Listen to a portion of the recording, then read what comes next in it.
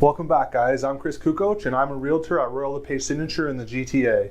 Today I'm going to talk about the 5 things that you need to know about the new standard residential lease that's coming out at the end of April. If you're new to the channel, click that subscribe button and don't forget to ring the bell for notifications because I put out a new video every week and you do not want to miss anything.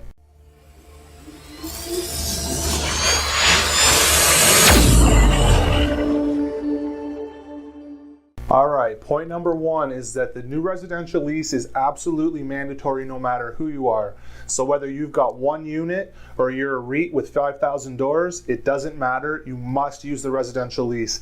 Even applies to basement apartments. Well, that brings me into point number 2. There are a few exceptions that this does not apply to. New residential lease does not apply to social or supportive homes, does not apply to retirement or nursing homes, does not apply to any mobile home parks, does not apply to land lease communities, and it does not apply to any commercial property whatsoever. This is a residential lease only. Point number 3 is there will be no more no pet clauses.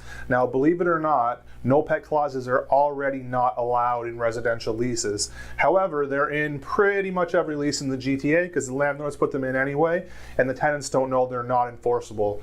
The new lease says right in it that the no pet clause will not be enforceable.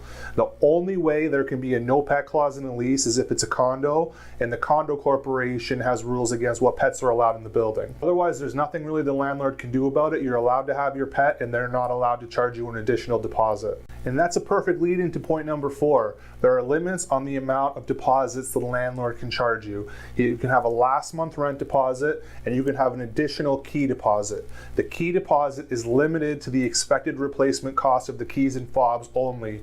No $500 key deposits, no extra pet deposits, no damage deposits. None of that's allowed, and now it's going to be right in the lease. And finally, point number 5, rent control. I'm sure you've heard about it in the news. What's basically going on is they've capped the amount that the landlords can raise the rent each year. The maximum increase is going to be pegged to inflation. Now, there is an exception to the rent control rule. If the landlord makes a substantial improvement to the property, they're allowed to raise the rent by a little bit more. However, they must apply to the landlord and tenant board and get special permission in order to do so, and you'll get notice well in advance. If you'd like a copy of the new standard lease to review for yourself, I've provided a link below. Go ahead and check it out. All right, that's all for today. As always, if you have any questions, don't hesitate to leave them in the comments or reach out to me directly. And please go ahead and let me know in the comments what you'd like to hear me talk about in my next video. And if you like this video, hit that like button and share it with one friend that might find this valuable. Thanks for watching, and we'll see you next time.